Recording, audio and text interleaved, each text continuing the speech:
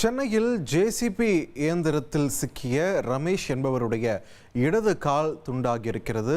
வலிப்பு ஏற்பட்ட நேரத்தில் ஜேசிபி இயந்திரத்தில் ஊழியர் ரமேஷ் சிக்கியிருக்கிறார். இதனால் அவரது இடது கால் துண்டாகியிருக்கிறது. கூடுதல் விவரங்களை வழங்க இணைகிறார் எமது செய்தியாளர் சாலமன். இந்த சம்பவம் எப்பொழுது நடைபெற்றது? தற்பொழுது ரமேஷுடைய உடல்நிலை எப்படி இருக்கிறது? எங்கு அனுமதிக்கப்பட்டிருக்கார்? விரிவான தகவல்கள் என்ன?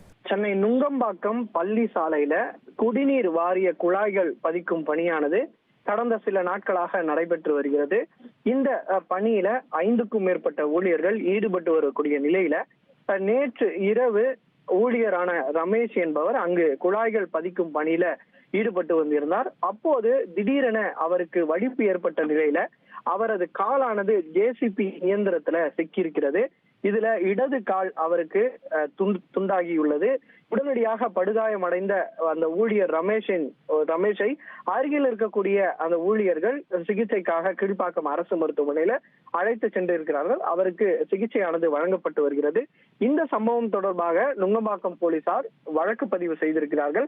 2 பிரிவின் கீழே வழக்கு பதிவு செய்து, அதாவது இயந்திரங்களை கவனக்குறைவாக கையாளுதல் மற்றும் மற்றவரின் உயிருக்கு ஆபத்தை வகையில செயல்படுதல் உள்ளிட்ட 2 பிரிவின் கீழே வழக்கு பதிவு செய்து இந்த வேலைக்கான contractor Jose Thomas, sub contractor Murugan, supervisor Ramesh ஆகிய 3 மீது நுங்கம்பாக்கம் போலீசார் வழக்கு பதிவு செய்திருக்கிறார்கள். அவர்களிடம் தீவிர விசாரணையானது மேற்கொள்ளப்பட்டு வருகிறது.